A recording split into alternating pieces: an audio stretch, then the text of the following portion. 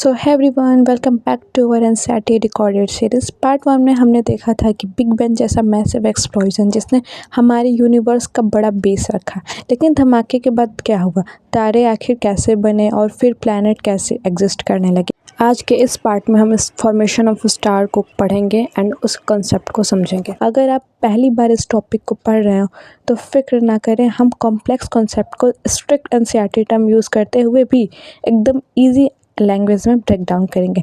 तो चलिए एनसीईआरटी को डिकोड करते हैं। तो पहला क्वेश्चन क्या आता है कि स्टार कैसे बने। एनसीईआरटी बहुत क्लियरिटी के साथ बताती है कि स्टार डायरेक्ट नहीं बने, पहले एक बड़ा कंटेनर बनेगा जिसे हम गैलेक्सी कहते हैं। तो पहला इनिशियल कंडीशन समझते हैं। बिग बैंग के बाद एनर्जी और मैटर डिस्ट्रीब्यूशन एक जैसा नहीं था, थोड़ा सा डेंसिटी डिफरेंस था। इस डिफरेंस की वजह से ग्रेविटेशनल फोर्स अप्लाई हुआ और मैटर मतलब हाइड्रोजन गैस और डस्ट एक्यूमुलेट होने लगे।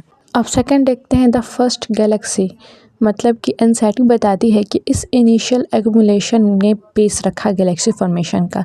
इमेजिन कीजिए हम एक बहुत बड़े कंटेनर को फिल कर रहे हो इन स्टार से। ओके, तो तीसरा है नेबुला फॉर्मेशंस, मतलब इस कॉन्टेक्स्ट में एनसीईआरटी एक स्पेसिफिक वर्ड यूज़ करते हैं, नेबुला। गैलेक्सी के अंदर एक्यूमुलेट हुए इसी colossal swirling cloud of hydrogen and helium और डस्ट को नेबुला कहा गया।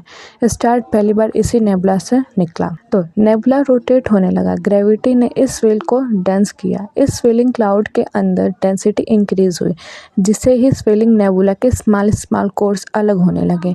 इस कोर्स के कंप्रेस होने से गैस डेंस एंड हॉट बन गया, जो आगे चल के हीट रेडिएट करने लगा।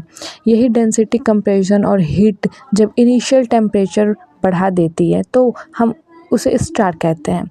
और सिंपली में समझे तो स्टार एसेंशियल गैस बेल्स है जो डेंस कोर के ग्रेविटेशनल कॉन्ट्रैक्शन से फॉर्म हुए। ये रहा पार्ट 2, इसमें हम स्टार फॉर्मेशन के बारे में समझे।